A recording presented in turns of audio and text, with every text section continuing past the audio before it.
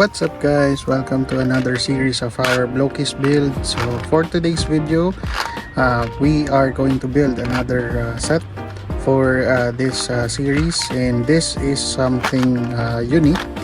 It's golden color, like my bumblebee here. Let me just get bumblebee.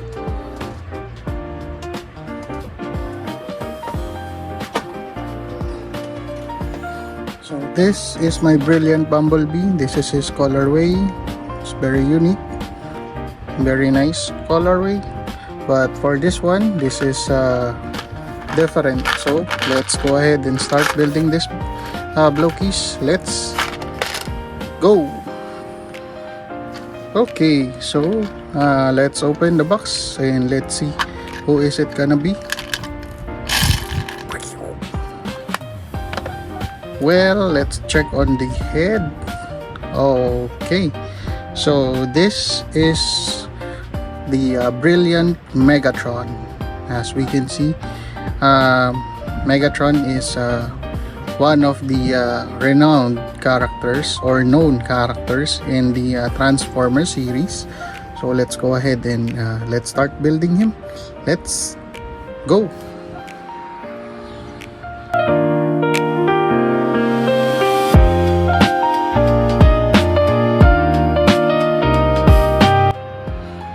Okay, so we got our Megatron here, brilliant Megatron. As we can see, it is totally different from his regular color, because his regular color is just all in gray color with a little hint of black, but this one is pure golden color, like our bumblebee here. Bumblebee has golden color because this is a brilliant series as well, brilliant bumblebee. But this matches on what we have, which is our brilliant Optimus Prime. So we have our brilliant Optimus Prime and our brilliant Megatron match. Okay, but let's set that aside and let's have an idea who Megatron really is. So Megatron, he is known as a main one of the villains in the Transformers series. He bears the insignia of Megatronus Prime, which is the one that they call the Fallen.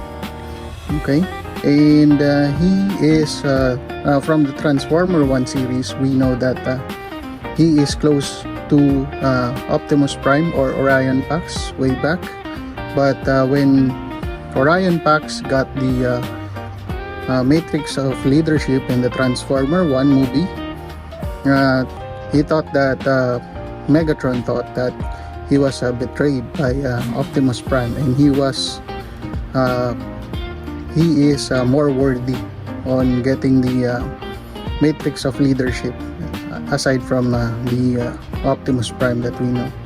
And he is also known on the Gen 1 as the first triple changer. He can change himself into a gun and into a tank. So yeah, that's the most notable character that we know, Megatron.